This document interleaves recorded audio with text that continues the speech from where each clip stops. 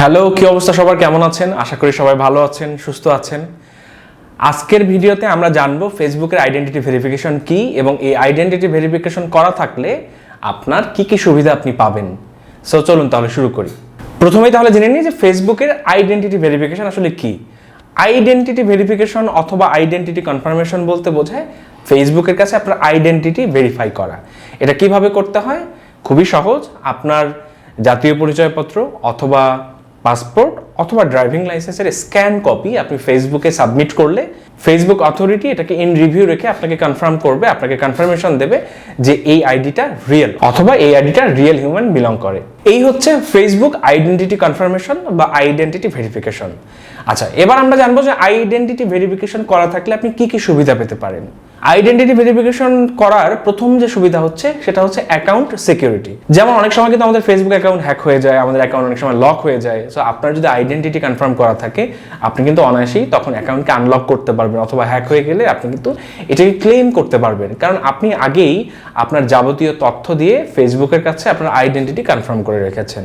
দ্বিতীয় আরেকটা সুবিধা হচ্ছে স্পেশাল ক্যাটাগরির অ্যাড রান করতে পারবেন। যারা ফেসবুক মার্কেটিং নিয়ে কাজ করেন, যারা মেটা অ্যাড নিয়ে কাজ করেন, স্পেশাল ক্যাটাগরির অ্যাড অনেক সময় রান করতে হয়। সেটা যে কোনো সামাজিক ইস্যু হতে পারে অথবা পলিটিক্স, ইলেকশন, এই রিলেভেন্ট অ্যাড যদি আপনি রান করতে চান তাহলে অবশ্যই আপনার আইডেন্টিটি কনফার্ম করা থাকতে হবে।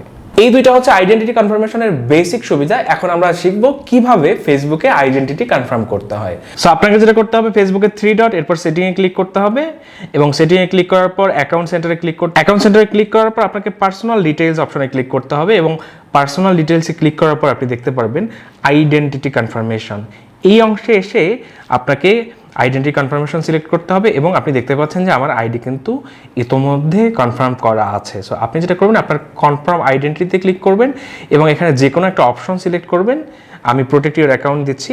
সিলেক্ট করার পর আপনি সেখানে আপনার ডকুমেন্ট অ্যাটাচ করার একটা অপশন পাবেন এবং সেখানে আপনার প্রয়োজনীয় ডকুমেন্ট অ্যাটাচ করে সাবমিট করে দিলেই এটা সাধারণত 24 ঘন্টা অথবা 48 ঘন্টা ইন রিভিউয়ে রেখে ফেসবুক আপনাকে কনফার্ম করবে। সো আজকে এতটুকুই। অবশ্যই কমেন্ট করে জানাবেন আপনার আইডেন্টিটি ভেরিফাই করা আছে কিনা। আপনার সাথে আমার দেখা হচ্ছে পরবর্তী ভিডিওতে।